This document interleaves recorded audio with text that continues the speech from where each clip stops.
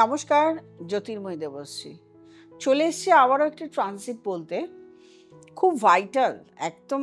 এইটা নিয়ে অনেকেই খুব টেনশানে থাকেন, অনেকের রাশিচক্রে যদি থাকে তাতেও কিন্তু খুব টেনশন। শনি এবং মঙ্গল, এই কানেকশন।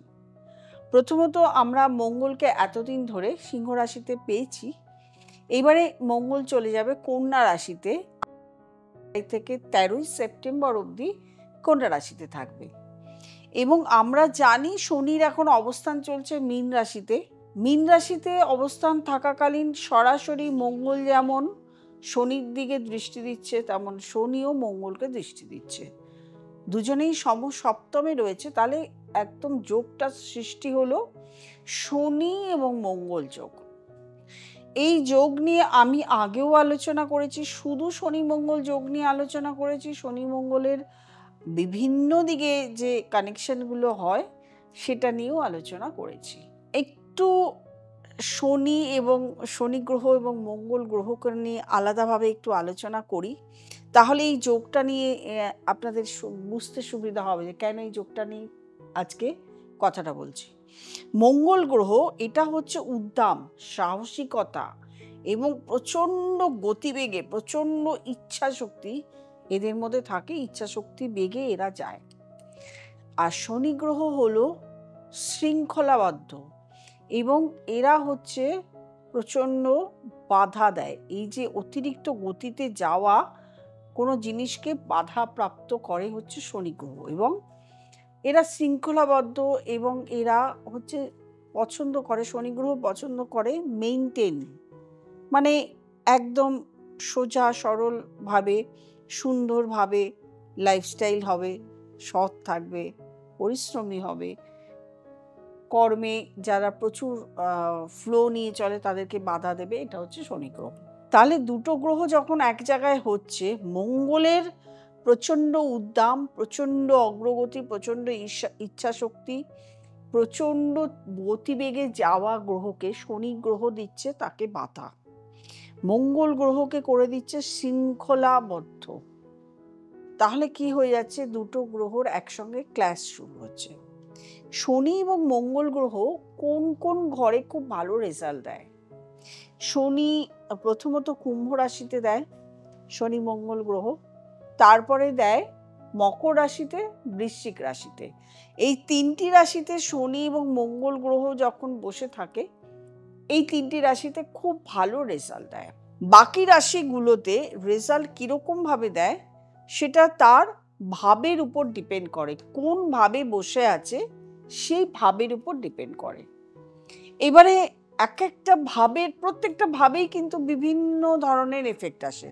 আগে ভাবগুলো নিয়ে বলি, তাহলে আপনাদের প্রত্যেকটা রাশিরও জানা হয়ে যাবে যে আপনাদের কোন ভাবে বসে আছে, তাতে কি আপনাদের এফেক্ট দিতে পারে। তারপরে বলি কোন কোন ভাবে, তাহলে এই রাশি যখন বলতে থাকবো তখন আপনারা এমনিই বুঝে যাবেন যে আপনাদের কি এফেক্ট দিতে পারে।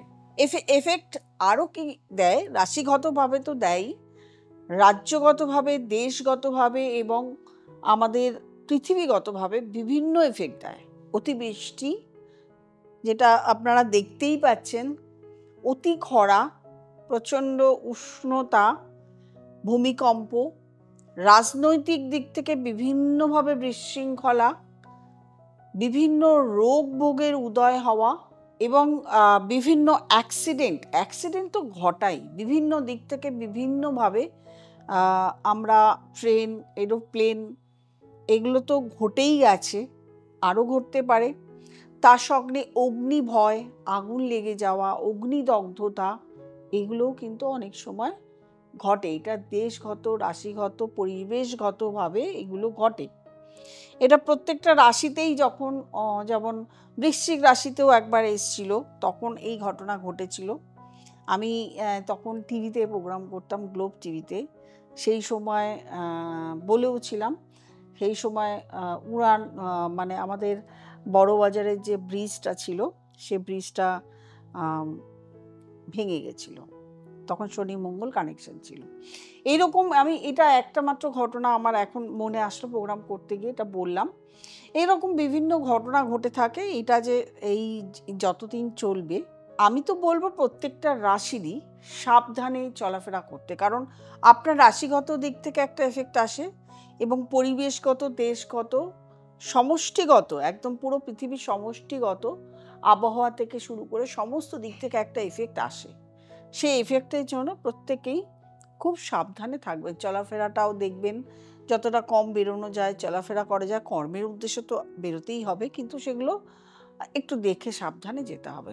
লগ্নে, অর্থাৎ কারোর যদি শনি মঙ্গল লগ্নে বসে থাকে, সে লগ্নে থাকলে কি হবে, সে প্রচণ্ড কর্মোদ্যম হবে, প্রচণ্ড গতিবেগে কাজ করতে চাইবে, কিন্তু তার সমস্ত কাজে বাধা আসবে। কিন্তু এরা প্রেশার নিতে ভালোবাসে, প্রচণ্ড প্রেশার এরা নিতে পারে এবং নিতেও ভালোবাসে, এদের এটাই ভালো লাগে।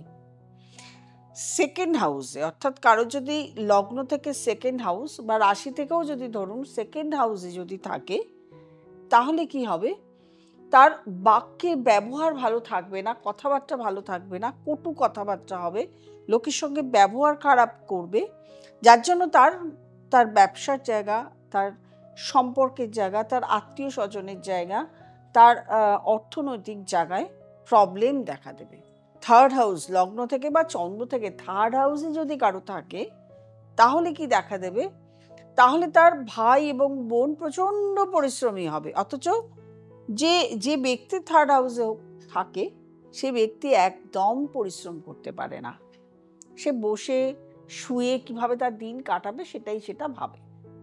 ফোর্থ হাউস, লগ্ন থেকে বা চন্দ্র থেকে যদি কারোর ফোর্থ হাউসে এই কানেকশন ঘটে, এই কদিনের জন্যও ঘটে, বা কারোর যদি রয়েছে, তার জন্মগত চার্টে রয়েছে, তাহলে কি তার দাম্পত্য জীবনে একটা চরমভাবে একটা বিপর্যয় ঘটে, তার গৃহে একটা চরমভাবে বিপর্যয় ঘটে যায়।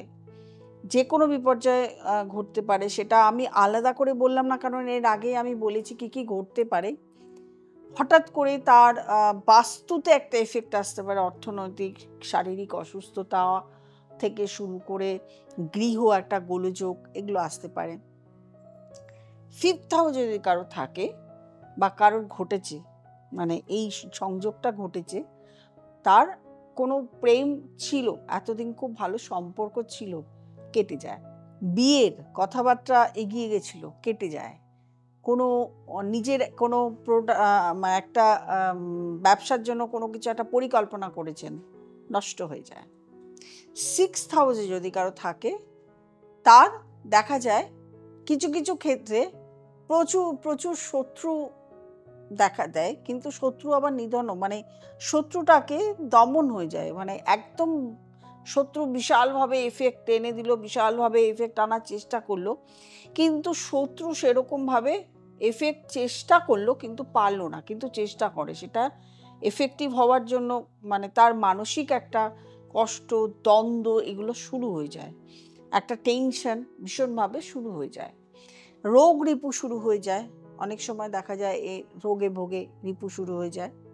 কারো যদি সপ্তম ঘরে হয়, যেমন কুম্ভ রাশি আর এখন কন্যা রাশি, এই দুটো ঘরে কানেকশন হচ্ছে, তা ধরলাম কন্যা রাশির এফেক্টও আসছে, কুম্ভ রাশিরও এফেক্ট আসছে। যদি এই কানেকশন হয়, দাম্পত্য জীবনে বিশালভাবে মানে এফেক্ট শুরু হয়ে যায়, দাম্পত্য জীবনে অশান্তি শুরু হয়ে যায়।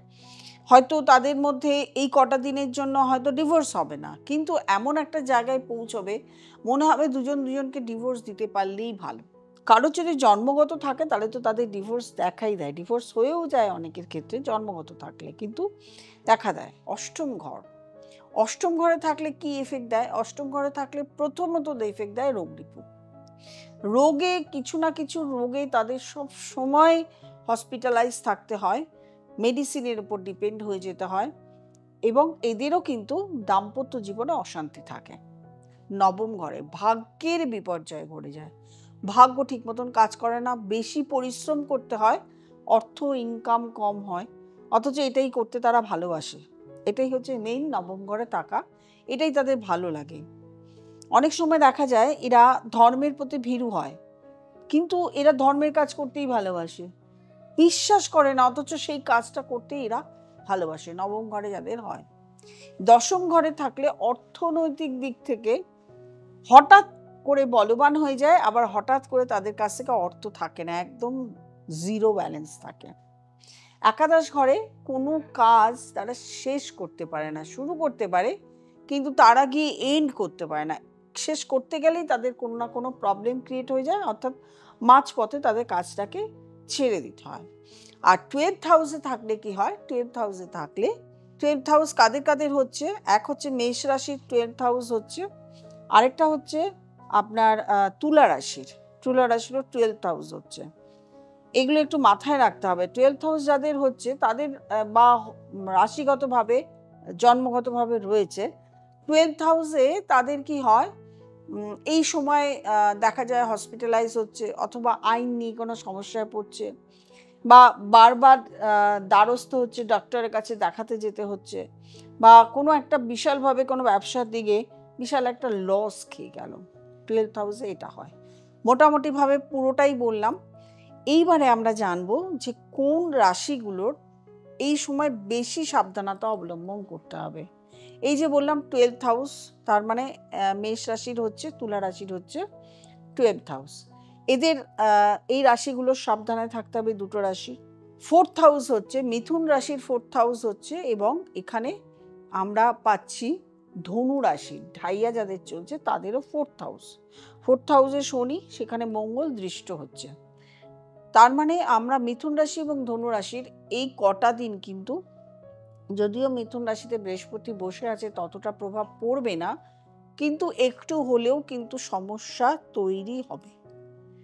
আর কি, আরেকটা হচ্ছে অষ্টম ঘর এবং ষষ্ঠ ঘর। ষষ্ঠ ঘর তো মেষ রাশিরও ষষ্ঠ ঘর হচ্ছে, যেমন 12th হাউস হচ্ছে তেমন ষষ্ঠ ঘর হচ্ছে। আর অষ্টম ঘর হচ্ছে কুম্ভ রাশি। তাহলে কুম্ভ রাশির জাতক জাতিকাদের, আর সেকেন্ড হাউস সিংহ রাশিরও কিন্তু অষ্টম ঘর হচ্ছে মীন রাশি। সুতরাং কুম্ভ রাশি এবং সিংহ রাশি, এই দুটো রাশির জাতক জাতিকাদের, রাশির জাতক জাতিকাদের এই সময়গুলোকে প্রচণ্ডভাবে সাবধানেই চলতে হবে।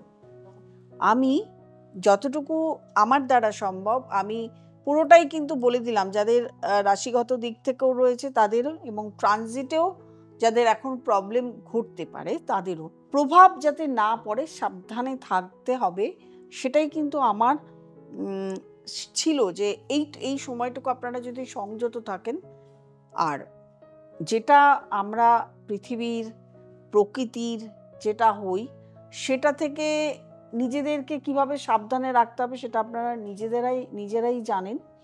সেটা ঘটলে অবশ্যই, না ঘটুক সেটা চাই, ঘটলে অবশ্যই সেই সময় আমি চাইবো আপনারা সুস্থ থাকবেন, ভালো থাকবেন এবং নিজেদেরকে প্রোটেকশন দিয়ে রাখবেন।